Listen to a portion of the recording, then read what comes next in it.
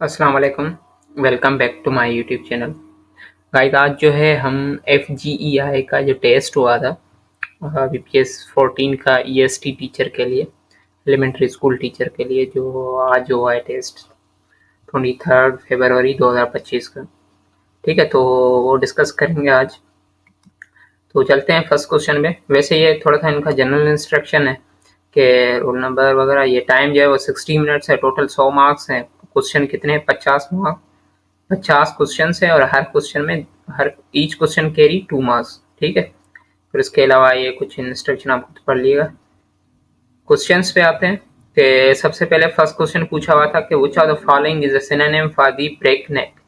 ठीक है, ब्रेक नेक का जो सिनोनिम है वो क्या होगा आपका? वो होगा रैपिड।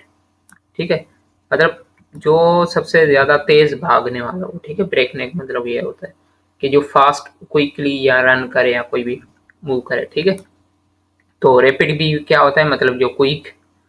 ठीक है, तो ये क्लोज सिनोनिम है इसका। उसके अलावा क्वेश्चन नंबर 2 है complete the sentence with the correct preposition.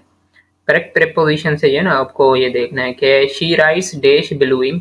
अच्छा, शी राइट्स डैश बिलोइंग। ठीक है, तो ये देखो लिक्विड है, कोई भी लिक्विड टाइप की चीज होती है। ठीक है ना, आप कोई भी ऐसे, तो जब लिक्विड की बात है तो आप इन वगैरह लगाते हैं। ठीक है, वैसे कोई अगर कोई ऐसे समझो कि शी राइट्स पेन आ जाए तो फिर विथ पेन लगाएंगे आप। ठीक है, कोई ऑब्जेक्ट की बात आ जाए ना तो फिर वहां पे विथ, और यहाँ पे ऑप्शन क्या होगा? इन होगा।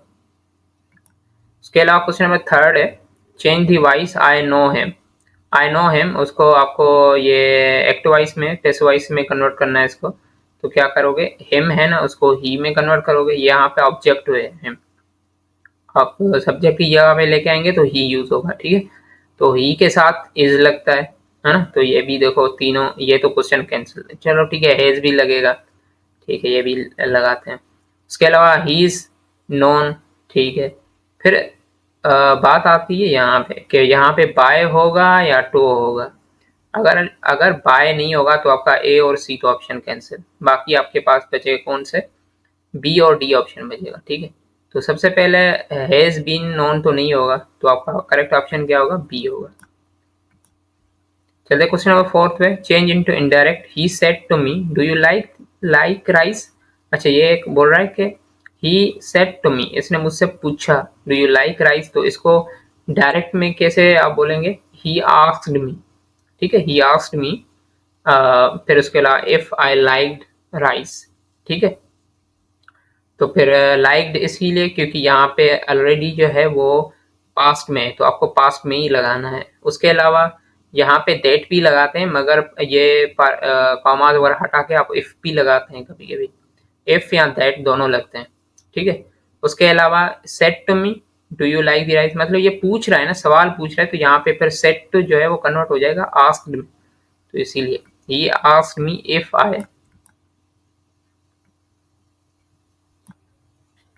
If I like the rice. ठीक है, क्वेश्चन नंबर 5 है if I had work hard dash I I dash pass the test. ये जो है थर्ड कंडीशनल सेंटेंस है। तीन कंडीशनल सेंटेंस होते हैं ना, फर्स्ट सेकंड थर्ड। फर्स्ट में जो है आपका फर्स्ट सेंटेंस में सिंपल प्रेजेंट और सिंपल फ्यूचर लगता है। सेकंड में जो है वो पास्ट और जो है वो आपका जो वुड लगता है। ठीक है, थर्ड सेकंड कंडीशन में। और थर्ड कंडीशन में जो है आपका इफ के साथ जो पास्ट परफेक्ट लगता है। ठीक है, हेड वर्क और उसके अलावा जो है आपका उसके साथ जो है पास्ट वुड हैव लगता है आपका। ठीक है, कॉमा के बाद, तो यहाँ पे आपका क्या होगा? C option would have. चलते हैं क्वेश्चन नंबर 6 पे। परसीमोन जो है इज ये एक किस्म का क्या है? ये आपका फ्रूट है। ठीक है, तो आपका ऑप्शन जो है वो डी। क्वेश्चन नंबर 7 पे चल रहा है choose the correct spelling for the missing word. यहाँ पे एक वर्ड मिस है।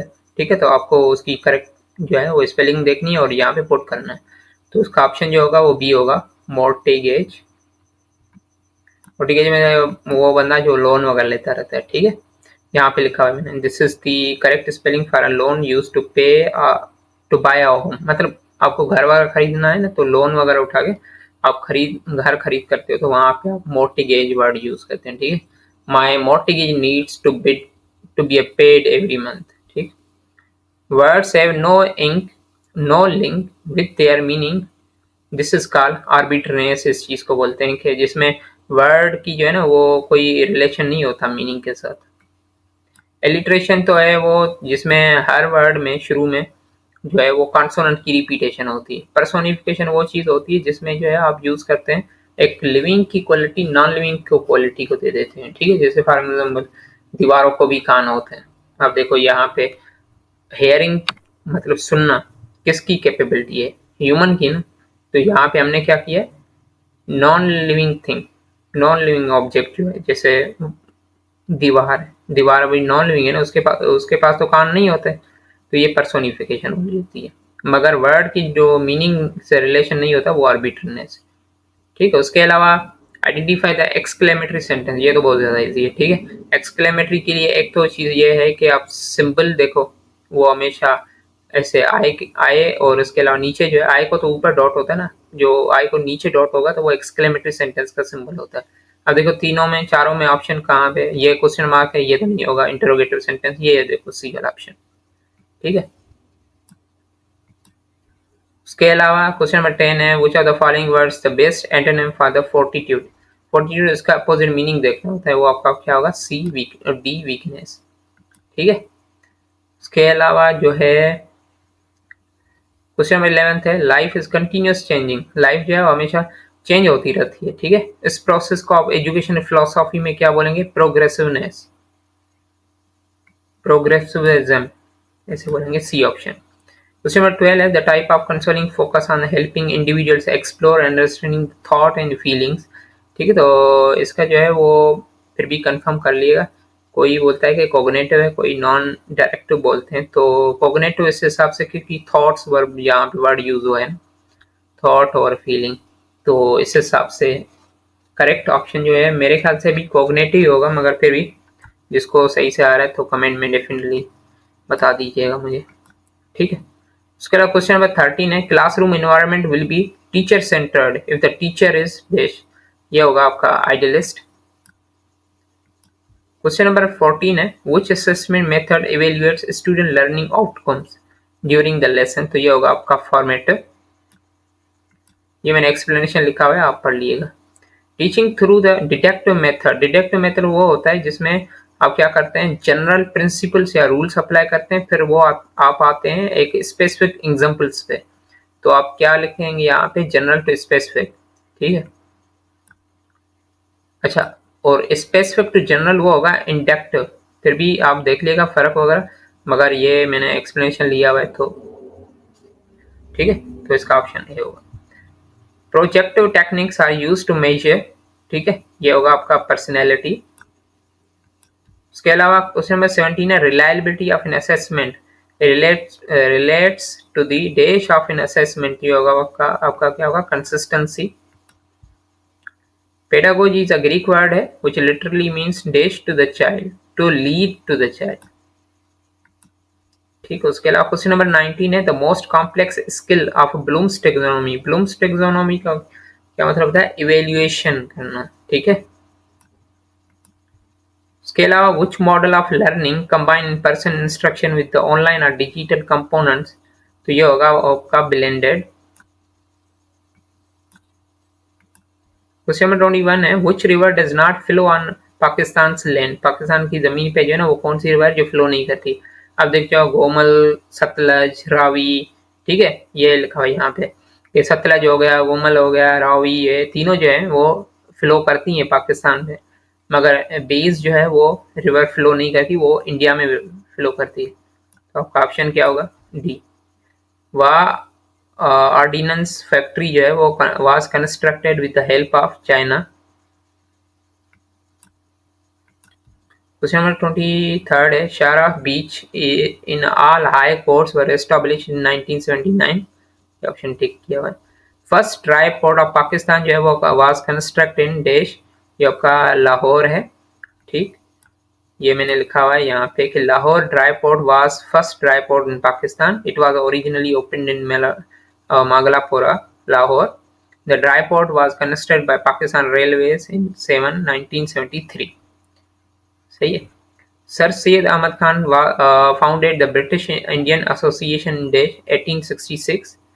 Which document is considered the predecessor to the two nation theory? ठीक है, अच्छा ये जो है मुझे थोड़ा सा कंफर्म करके ये भी मुझे कमेंट में बता दीजिएगा। मेरे हवाले से तो मुझे तो सही से ये नहीं मिल रहा, मगर इस हद तक या तो लखनऊ पैक्ट होगा या तो ए या तो सी ऑप्शन होगा, तो मेरे ख्याल से लखनऊ पैक्ट में ये भी एक 1916 में जो ये हुआ था कि दो इंडियन नेशनल कांग्रेस और मुस्लिम लीग दोनों का साथ में होती और वो want to independent the country. ठीक है, तो इसका बेसिक मकसद ये था। तो टू नेशन थियरी में भी यही था, तो फिर भी आप ये बता दीजिएगा कंफर्म करके। ठीक है, उसके अलावा विच cities refer Switzerland of the east, east में जो स्विट्जरलैंड है किसको बोलते हैं? तो ये आपका सवात वैली है, उसको हम जो है वो ईस्ट की स्विट्जरलैंड बोलते हैं। ये लिखा हुआ है, the magnificent Swat valley popularly known as the Switzerland of the East is situated north of Peshawar. In ancient time, it remained center of the flourishing Buddhist civilization, still having its remnants found in various places. ठीक है, मतलब remnants में कुछ कुछ parts जो है वो अभी तक बुद्धिस्ट की सिविलाइजेशन के हमें मिलते रहते हैं। ठीक है, उसके अलावा what is the total length of Pakistan international borders? तो ये इंटरनेशनल बॉर्डर्स जो है पाकिस्तान की लेंथ क्या है? 6744 किलोमीटर। उसके अलावा as per the 25th amendment to the 1973 constitution the number of members of senate, जब 1973 कॉन्स्टिट्यूशन हुआ था और 25th अमेंडमेंट हुई थी, उसमें चेंजिंग वगैरह हुई थी, उस वक्त सेनेट के मेंबर्स कितने थे? 96। Which Indian prime minister visited the Minar Pakistan? कौन सा प्राइम मिनिस्टर इंडिया का जिसने मीनार पाकिस्तान तवज्जो दी? What is the phenomena of bending the light around a corner? मतलब कि लाइट जो है, जैसे किसी दो प्लेट्स हैं, दो प्लेट्स में आप मतलब एक ही प्लेट है, एक ही प्लेट में बीच में जो है उसको आप ऐसे करते हो कि होल कर देते हैं, फिर उसी होल में से आप लाइट जैसे ही गुजारते हैं तो वो लाइट जो है पहले होती है बिल्कुल वर्टिकल में, जब जैसे ही वो लगती है उसी होल पे तो फिर वो बेंड हो जाती है लाइट। ठीक है, कर्व हो जाती है। तो आप इस प्रोसेस को क्या बोलते हैं? फिजिक्स का ये टॉपिक है, इसको आप बोलते हैं डायफ्रैक्शन। ठीक है, रिफ्लेक्शन नहीं होगा क्योंकि लाइट जैसे फॉल करती है ना स्मूथ सरफेस पे, वहां से बेंड करके जाती है, तो वो आपका रिफ्लेक्शन कहलाता है। और जब लाइट जो है वो एक रफ सरफेस पे गिरती है और वहां से बेंड करती है तो आप इस प्रोसेस को रिफ्रैक्शन बोलते हैं। और डिस्पर्जन वो होता है कि एक ही लाइट होती है जो 7 कलर्स में डिस्ट्रीब्यूट हो जाती है, जैसे आपका रेनबो है। ठीक है, तो ये डिस्पर्जन। बाकी डायफ्रैक्शन जो है वो आपका ये बेंड हो जाती है light. Which type of wave is sound wave? वैसे साउंड वेव जो है वो माइक्रोवेव में कंसीडर होती है, मगर माइक्रोवेव जो है वो किस में यूज होती है? लॉन्गिट्यूडिनल वेव्स में। तो फिर आपका ऑप्शन जो होगा वो क्या होगा? ए होगा। इलेक्ट्रोमैग्नेटिक वेव्स नहीं होगा, इलेक्ट्रोमैग्नेटिक वेव्स में एक्स रेज या दूसरे जो वेव्स यूज होती है। सॉरी, माइक्रोवेव्स में भी इलेक्ट्रोमैग्नेटिक वेव्स में यूज होते हैं। सॉरी, साउंड वेव लॉन्गिट्यूडिनल में यूज होते हैं, बाकी माइक्रोवेव्स जो है वो इलेक्ट्रोमैग्नेटिक वेव्स में यूज होती है। ठीक है, 33 क्वेश्चन है, ऐसा यूनिट ऑफ पावर, पावर का ऐसा यूनिट जो है वाट होता है, जूल जो है वो एनर्जी का होता है, न्यूटन फोर्स का होता है और पास्कल जो है प्रेशर का होता है। Which type of reaction involve the exchange of ions? ठीक है, इसमें से कौन सा जो रिएक्शन है जिसमें एक्सचेंज ऑफ आइंस जो है यूज होते हैं? तो वो आपका डबल डिस्प्लेसमेंट जो है रिएक्शन होता है। ठीक है, ये मैंने पिक दिया हुआ है यहाँ पे। ए और बी दो रिएक्टेंट्स हैं, ये भी रिएक्टेंट है। ठीक है, तो सी जो है वो कंबाइन होता है ए से, और उसके अलावा जैसे ए जो है वो कंबाइन होता है सी से, या तो बी जो है वो कंबाइन होता है डी से। ठीक है, तो या तो ए और डी कंबाइन होते हैं और सी और बी कंबाइन होते हैं। सी बी, यहाँ पे एरो थोड़ा सा पिक में लगा नहीं हुआ है। ठीक है, तो देखो A and C R cations हैं, पॉजिटिव आइंस हैं। ठीक है, और बी एंड डी जो है एनाइंस हैं, नेगेटिव आइंस। तो ये जो एक्सचेंज होती रहती हैं आइंस के बीच में, तो आप इस प्रोसेस को क्या बोलते हैं? इस प्रोसेस को हम बोलते हैं डबल डिस्प्लेसमेंट। ठीक है, उसके अलावा which metal is extracted from bauxite? ये आपका जो है वो टॉपिक है पूरा, इसमें इंटर की केमिस्ट्री में। ठीक है, वहाँ से क्वेश्चन उठाया हुआ है इन लोगों ने कि आपका जो बॉक्साइट है वो आपको आप एक्सट्रैक्ट करते हैं एल्यूमिनियम से, एल्यूमिनियम फॉइल से। ठीक है, तो आपका ऑप्शन जो होगा वो क्या बी होगा। क्वेश्चन हो गया, ठीक है। क्वेश्चन 36 है, in the human body which organ is primary responsible for the regulating blood glucose level, ठीक है ना। तो ग्लूकोज लेवल जो है वो मेंटेन करनी होती है ब्लड में, तो वो कौन करता है, तो आपका पेनक्रियाज है, ठीक है। पेनक्रियाज में एक जूस निकलता है, पेनक्रियाटिक जूस, जो बिल्कुल मेंटेन करता रहता है ग्लूकोज की लेवल को, ठीक है। Which of the following is a viral disease, अच्छा वायरल डिजीज जो है वो इनमें से कौन सा है, वो आपका चिकन पॉक्स है, ठीक है, वो वायरल डिजीज है। मलेरिया जो है वो प्लाज्मोडियम की वजह से होती है, प्लाज्मोडियम खुद पैरासाइट है, ठीक है। और उसके अलावा ट्यूबरक्लोसिस, ये आपका होता है माइकोबैक्टीरियम ट्यूबरक्लोसिस, एक नाम है बैक्टीरिया का, ठीक है, तो ये भी बैक्टीरिया की वजह से होती है। टेटिनस, वो खुद ये भी बैक्टीरियल इन्फेक्शन है, अब जिसमें आपकी मसल्स जो है वो क्रैम्प कर जाती हैं, ये जो है आपका चिकन पॉक्स का डायग्राम है। Which vitamin is produced by the human body when exposed to sunlight? Sunlight जो है वो से कौन सी आपको विटामिन मिलती है, तो वो आपकी विटामिन डी होती है। क्वेश्चन नंबर 39 है, प्राइमरी फंक्शन लार्ज इंटेस्टाइन का क्या है, वाटर एब्जॉर्प्शन,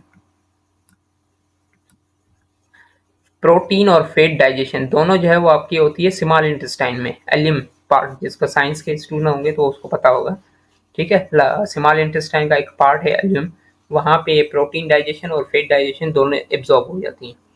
बाकी जो न्यूट्रिएंट्स वगैरह हैं वो आपके स्टमक में ही यूज होते आते हैं, या पेनक्रियाटिक में, या फिर आपका जो है लार्ज स्मॉल इंटेस्टाइन में, डोडिनियम हो गया पार्ट, या ऐसे। वाटर एब्जॉर्प्शन जो है वो सिर्फ ही सिर्फ होती है कहाँ पे, large intestine. Main component natural gas का क्या होता है, मीथेन। मीथेन का जो फार्मूला होता है वो कभी कभी पूछ लेते हैं, CH4। क्वेश्चन नंबर 41 है, if you have an average score of x in 5 tests and you want to increase your average to y after taking one more test, what score do you need on that test, ठीक है।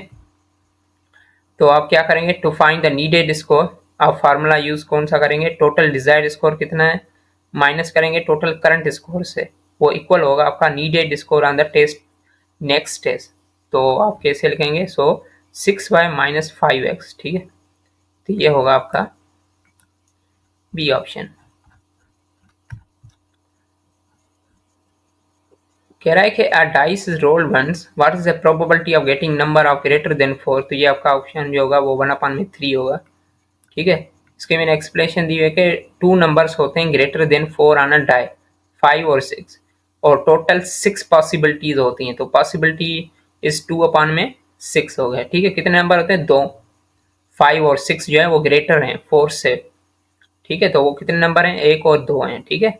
और total number possibility कितनी होती है, 2, तो 2/6, sorry 6 possibilities होती हैं, तो 2/6 सिंप्लीफाई आप करेंगे तो 2 का टेबल 1 और 6 पे पढ़ेंगे कितना, 3, 1/3 जो है वो इसका क्या है, पॉसिबिलिटी है। How many distinct arrangements can be made from the letters of the word book, ठीक है। अच्छा इसमें क्या करेंगे, जैसे बुक है ना, बुक में 4 लेटर्स हैं और इसमें ओ जो है 2 दफ़ा यूज़ किया हुआ है, ठीक है, तो इसकी आप डिस्टिंक्ट अरेंजमेंट्स निकालेंगे तो कितनी होगी, 12।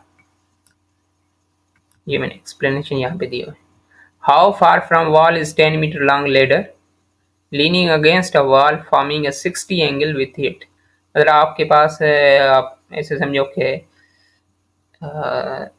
सीढ़ी है, और सीढ़ी जो है आप एज अ हॉरिजेंटली आपने रखी हुई है जो है वाल से, ठीक है, तो वो एंगल क्या बना रही है, 60, और 10 मीटर जो है वो फार है वाल से, ठीक है। तो ट्राइंगल जो है वो लेनी अगेंस्ट दी वाल फॉर्मिंग एंगल विथ इट, कितनी बनाएगी, कितनी दूर है वाल से, तो 30 - 60 90 एंगल, ठीक है, टोटल एंगल कितनी है, 90।